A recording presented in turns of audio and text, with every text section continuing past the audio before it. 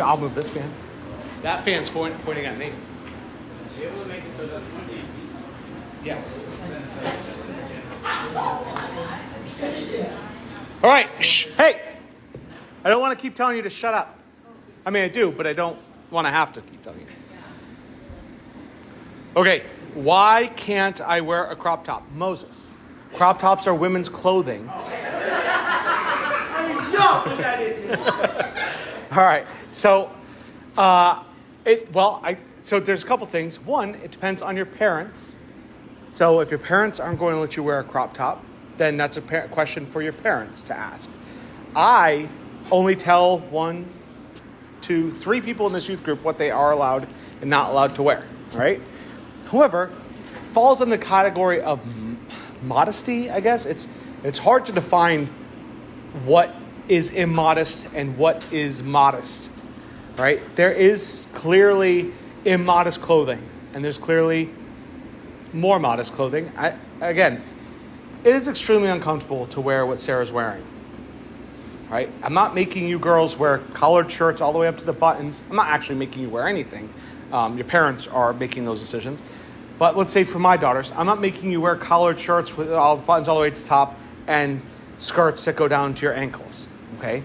But I do believe there's certain outfits for certain occasions, okay? If a crop top might be something more, and plus you're kids and you should dress like kids, or teenagers, you should dress like teenagers. There's adult clothing and there's children clothing. And I think that's also important to figure out. But in the same sense, unless you're Istra occasionally, you shouldn't be wearing prom dresses to church, right? I don't have a problem with it. I'm just making a point, right? There's clothing for occasions. I have a pair of running shorts that run right up to my thigh here. They actually say, there's an American flag on them that says, "Quad Bless America." And I have another pair of green ones that has a tiger on it, and it says, "Thigh of the Tiger." They're running shorts. They're meant for running. But they're extremely short, and they're probably not anything I would wear out in public. Even as running shorts, I'm like, this is a little too extreme for my fat body to be running around in these, all right? So however, if I was to run a 5K or run a race, I might decide to wear those because that's what they're meant for, okay? So I think each article of clothing and each item has a purpose and a meaning. That being said, crop tops. Let's make sure I get the definition of them. The only thing that's holding your crop top up is your bust, correct? There are no straps or the sleeves. Tube top. Crop top. So your belly shows. Okay. Okay. Yeah. Why can't I wear it? But yeah. I guess the less clothing you wear, the more inappropriate it is for a church event or an event where there's mixed company. I would understand even a bathing suit in the 2-piece style for swimming because that's a functional thing. But if someone could tell me the function of wearing a shirt that doesn't have a belly on it, that's great. In my personal colder. Right. Okay, fair enough. I'm sweating, so I'm going to be cooler right now. Fair enough? So is comfort more important than modesty? In my opinion, I could dress like that. I'm totally allowed, right? If I pulled my shirt up through the top and tied it up. It's definitely hot. I preach every Sunday. Listen, every Sunday I wear a jacket, a vest, a button-up shirt, probably an undershirt and a tie, and long pants. Does the church tell me what I was supposed to wear? So why do I wear that on a Sunday like this Sunday where it's clearly hot? There's a reason. Does anybody give me an idea? My parents didn't tell me to wear it. I had to make this choice. Why did I make that choice? Because I'm a pastor and I represent the church, and people need to know by looking at me who I am. I'm the only person wearing that. The only person crazy enough to wear that is maybe a crazy person or a pastor, right? So each article of clothing, have you guys ever seen me wear shorts? All right, shorts are more comfortable. Now let's say I wore cut-off jeans because it's, Daisy Dukes. It's hot outside, right? The excuse my youth students used to give me down south is, it's hot. Okay, but this much cloth isn't going to make it any cooler, and this much cloth isn't going to help you out either.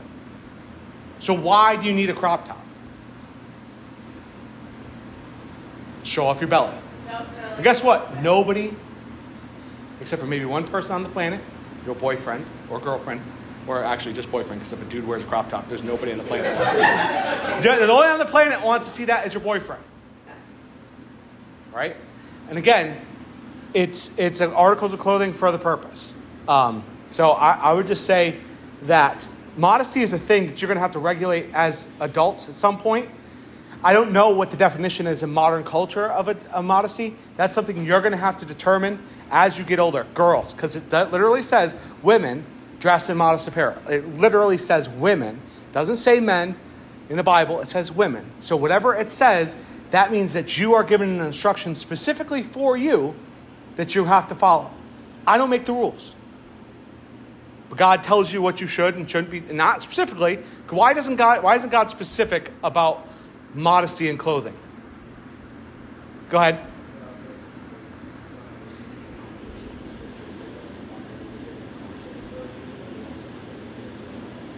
Yeah.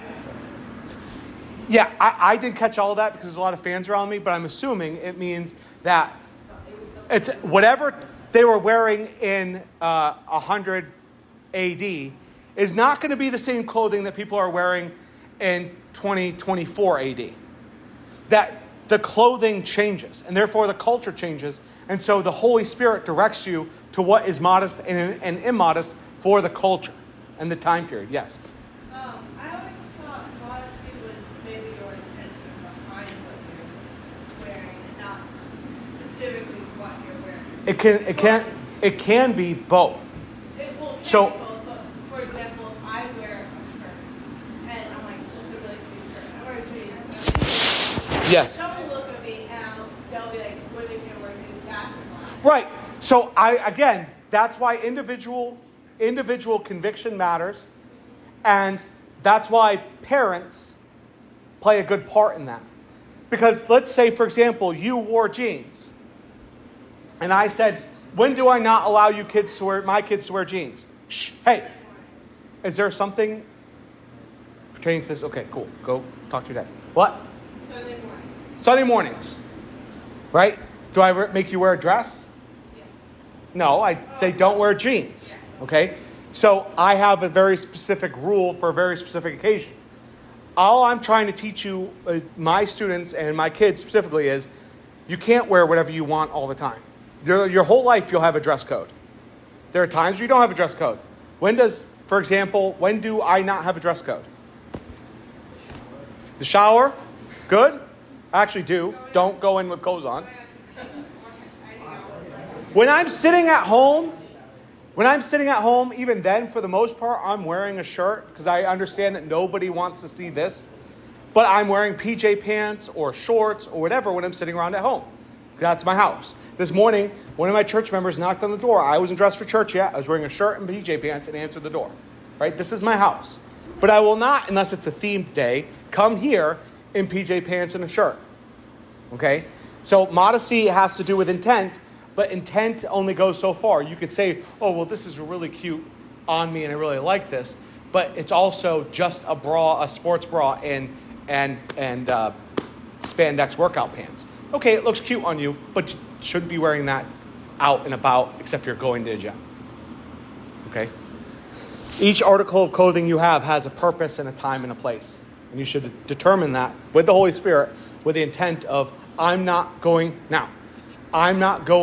to be the reason why somebody stumbles today. That being said, us men have a responsibility to not be perverts and not to stumble. But there's a happy medium ground where both people have a responsibility. It's not just on one person or the other.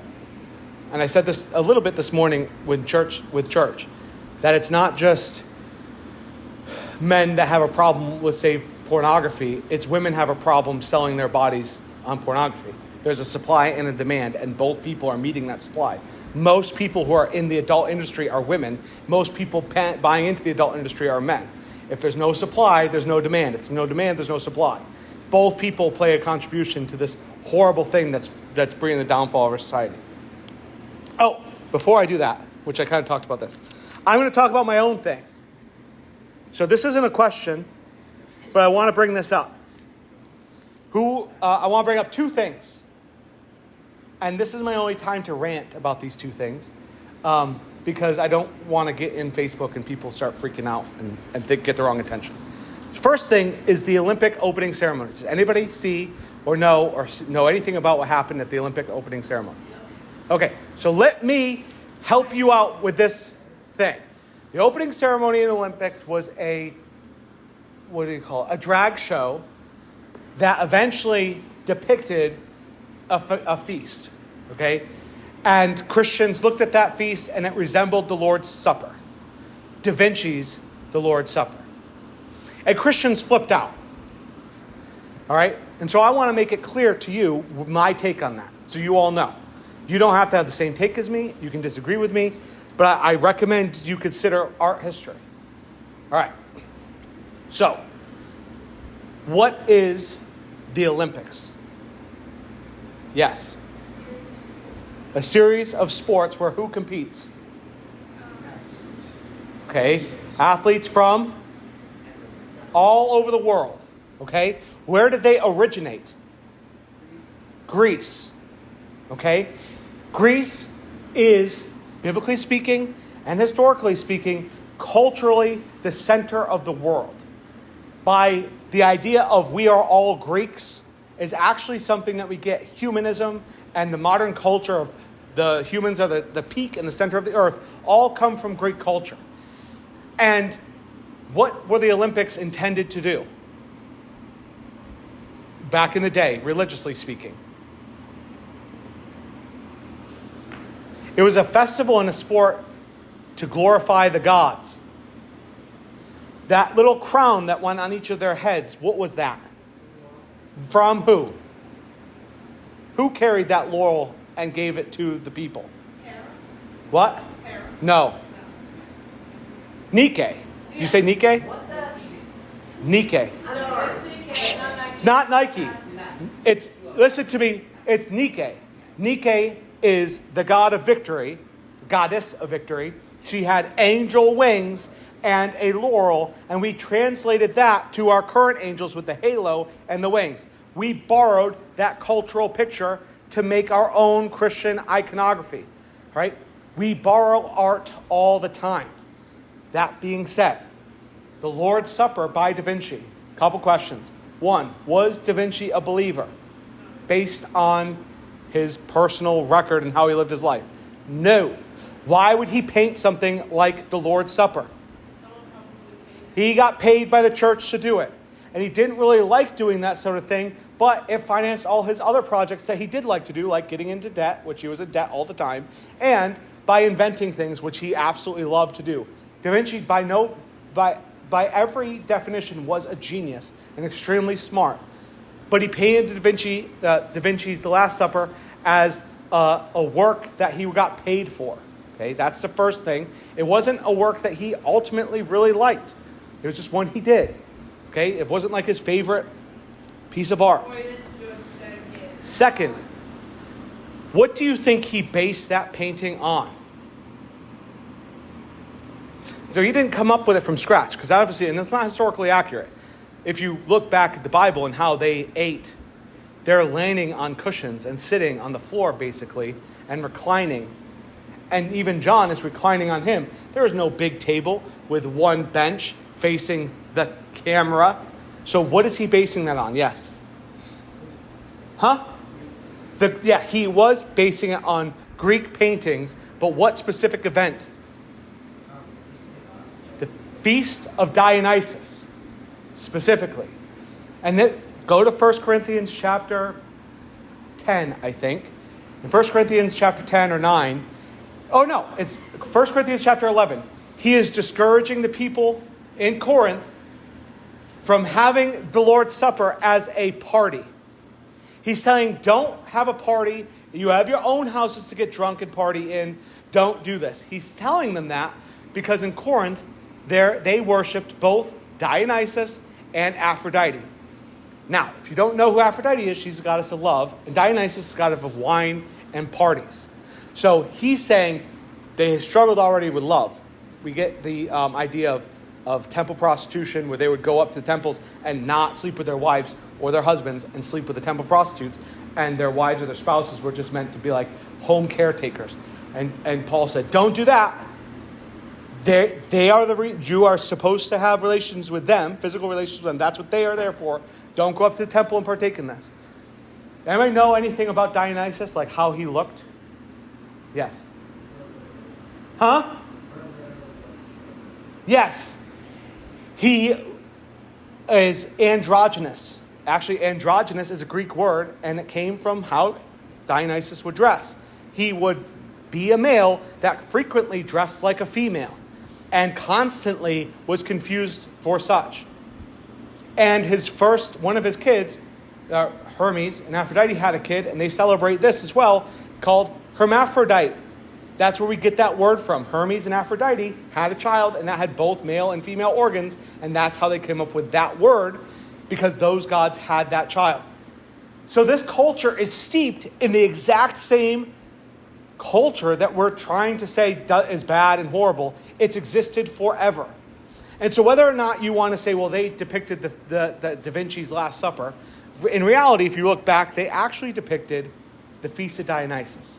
Because that's what Da Vinci was depicting, but with Christian symbolism. And I'm not dogging on what Da Vinci did. It's a beautiful piece of art. It was meant to show the Last Supper, but he borrowed iconography from the previous culture the way they have always done in the past. And so I understand that, but you got to remember, it's a worldly culture thing. It's the Olympics, which is meant to celebrate the gods. Dionysus was one of those gods. The party and feast is a common thing that even the Christians, the early church, messed that up. And they defiled the Last Supper or the Lord's Supper by doing this party thing. And the idea that it's a drag show actually makes a lot more sense when it comes to the Feast of Dionysus than it comes to being the Lord's Supper. Yes? 2 issues. Go ahead. First of all, I need you to speak up because I have to. First of all, the iconography of a halo above the center person's head is pretty dubious. And second of all, Dubious? Yeah. Nike, look up Nike. She would present the halo. That halo's been adjusted. Nike is the only goddess that has wings and a halo. Hermes has boots, but Google Nike. And as you Google, and there's no description of an angel looking anything like what we have in iconography for angels. Right?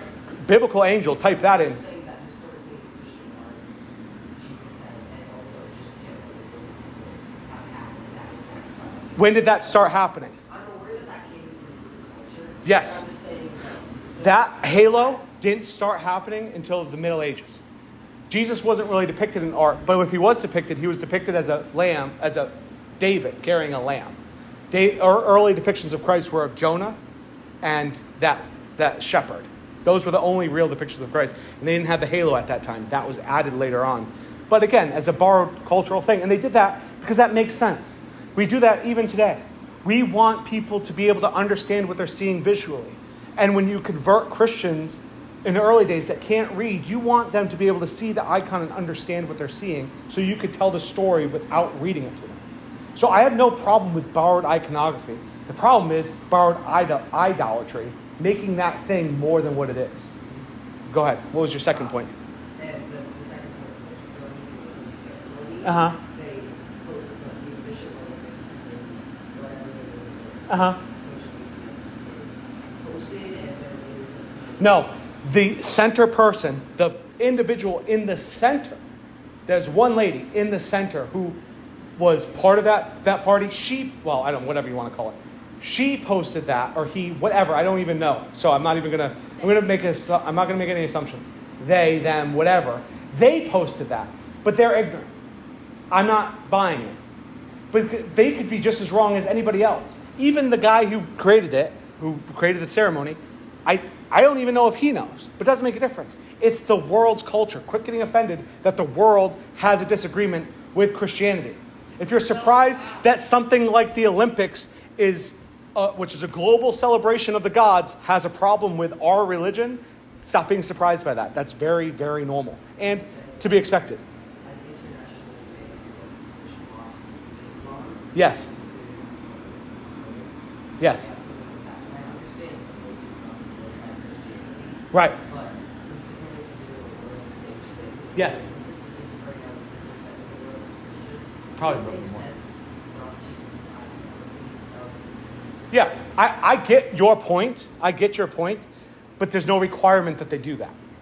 And if they seek to glorify the world and the world's culture, then that's what they're going to do. And that is the world and the world's culture. And that's the whole point of that thing.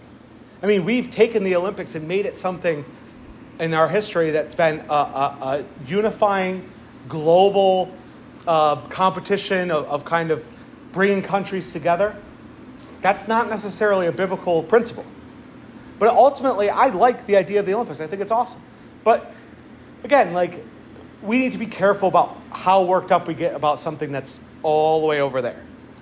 Okay, I'm going to talk about one more thing, and then I'll answer one more question. I'm only at 20 minutes. Oh, we started late. Okay, one more thing. There was a boxing competition between a biological female and a biological female. All right? This is important because we need to be careful about how we get upset at things, because the transgender movement is making us so crazy that we're not able to see certain things. This young woman from Argentina, I believe, okay? If I mess this up, nobody listens to this podcast, but they'll probably flip out. So, she's from Argentina. She's born intersex. Anybody know what that means? All right. She has both, not genitalia, but XY and XX chromosomes. And normally that manifests itself in a predominant sex, but doesn't mean that she had any surgery. She was born with female organs. She has an increase of testosterone because of this genetic, I don't want to call it disorder. Condition, thank you. All right? Shh, mutation, thanks. We've been watching a lot of X-Men. All right. So she has this specific condition, okay? Now, you're her parent, and you want her to be able to compete like everybody else. What do? You let her compete with biologically females. You want to go into the locker room? She goes in the locker room with females because she has female organs. That makes sense. You raised her as a female. You raised her as a girl. And as she grows up, she has an increase in testosterone. That's not something she can help, okay? However, that may cause her to have an edge when it comes to competition.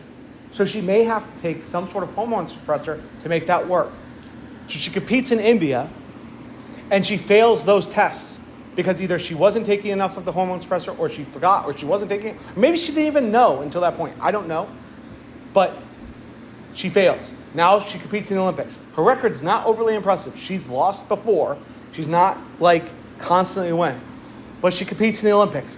She punches this girl in the face. Now, it's a good punch. It's a solid hit, right? The other one miffed it and didn't bring her guard back in time, and she got clocked. Now, anybody who boxes knows that if you didn't do that, that is your fault, right? But she's like, that's the hardest I've ever been hit. Well, yeah, because you didn't put your guard back up and you got punched in the noggin, right? And she may have had a previous injury that exacerbated that issue. That's neither here nor there. She lost in like 15, 20 seconds or 46 seconds from the fight beginning, okay? And she's bummed out and upset about it because, and then this gets blown out of proportion, everybody believes that this woman is trans. Not trans. Not the same thing. No surgeries occurring, none of those events occurring. She's a girl. And I feel for that because I have daughters. If my daughter had this condition, I would allow her to compete and then do whatever I can to make sure that competition's fair, not just for her competitors, but for her herself. All right? I'm not going to put her in a men's division, and I'm not going to make up my own trans or whatever division for her to compete in. That's not going to happen because that doesn't make sense. She didn't choose to have that condition. All right? So she won. Now she's going to keep boxing. And she's lost to an Irish female before. She's lost to other females before. She may lose again. But we, Christians, who have gotten worked up about this thing, have made ourselves look extremely insensitive and extremely foolish for not thinking before we speak and not considering. Not every issue is an issue. And that we don't know all the details. We don't know all the circumstances. In her country, being transgender, I won't call it illegal, is not accepted the way it is here. And they would not allow somebody to compete and represent their country who has undergone that type of surgery. They don't approve it. Like our country probably like 10 years ago wouldn't have allowed transgender women to compete in men's sports. We've changed. That country hasn't changed that way, right? So you, as you grow older, need to be logical and reasonable. The last thing I'm going to close with this is Don't start complaining about something that's never going to have an effect on anything or anyone you impact for the sake of likes, shares, and attention. All right? You have a mission right outside your door. And if you want to fight against evil and destroy evil, you have a mission right inside your own heart. The heart is deceitful and wicked above all things. If you want to fight against evil, there's one happening right inside of you every single day. Don't start taking the whole low-hanging fruit of yelling and screaming about people half a world away. Is anybody going to be competing in the Olympics anytime soon? Any girls here going to be boxing in the Olympics against this woman? So why do you think that that's going to matter if you complain about it? None of you are Olympic-level competitors. I haven't seen it yet from any of you. Maybe someday, but not right now. So all you're doing is spinning your wheels and shouting and screaming about something that you have no impact over. And at the same time, doing nothing about what you do have an impact over. And it's making us lazy Christians because we sound like we're doing something because we're shouting and screaming and arguing, but we're not actually doing something because we're not talking and loving and caring or solving the problems within our own hearts. All right? So I wanted to get those two things out. We still have more questions in the box. I'll get back to those not next week, but the week after. Nobody added anything today anyways. But this is the only place I can rant like that and explain things like that to everybody because I can't do it in church because I won't do it in church. And the question box things leaves that sort of thing open. Just be aware of everything that's happening around you. Take a step away from it. Think about how you should respond biblically, how Jesus would respond biblically, right? Do you think that the events that happened at the opening ceremony wasn't events that were happening around Christ all the time? They're happening all the time. And Christ was not worried about these things that was far away in Rome occurring. He was concerned with the things going on right around him in Jerusalem, Judea, Samaria. And then he commanded us to go out to the world and reach those places, right? But not reach those places from our seats in Rochester, New Hampshire, but reach those places by going those places and preaching and teaching the gospel. And since none of those people sitting in their seats complaining about something half the world away are willing to do that, they need to close their mouth and deal with going outside their front door. All right, let's close in prayer. Rant over. Dear Heavenly Father, we thank you for this day. We thank you for this time that we have to discuss the things of you, Lord. I pray that in everything that we do, we glorify you, whether it's our clothing or whether it's our behavior, our talk, what we do on our social media pages, or what, if we don't have them at all, what we do and what we talk about amongst each other, that we're always giving honor and glory to you, that we're always recognizing what we need to do to be more like you, us as individuals, and then remembering the mission that God gave us to go and reach the world and the people around us with the gospel. And that might require us to go overseas. But for now, we're here right now. And that's what we should be focusing on. The mission you've given us right now. There's no age limit. Doesn't matter if you're 10, doesn't matter if you're 20, doesn't matter if you're 48, doesn't matter if you're 60. Every single one of us need to go out and do what you have called us to do every single day. So I pray that we take that seriously. And as we put stake and value into something that we have no impact over, just remind us of how lazy we're being to argue about something that we're not actually going to impact or change. It just makes us feel good about our own decisions and our own selves, and that's not the gospel, and that's not what you've called us to do. So I pray you give us eyes like you, and ears to hear, and feet that move, and hands that work. And I thank you for all these things in Jesus' name. Amen.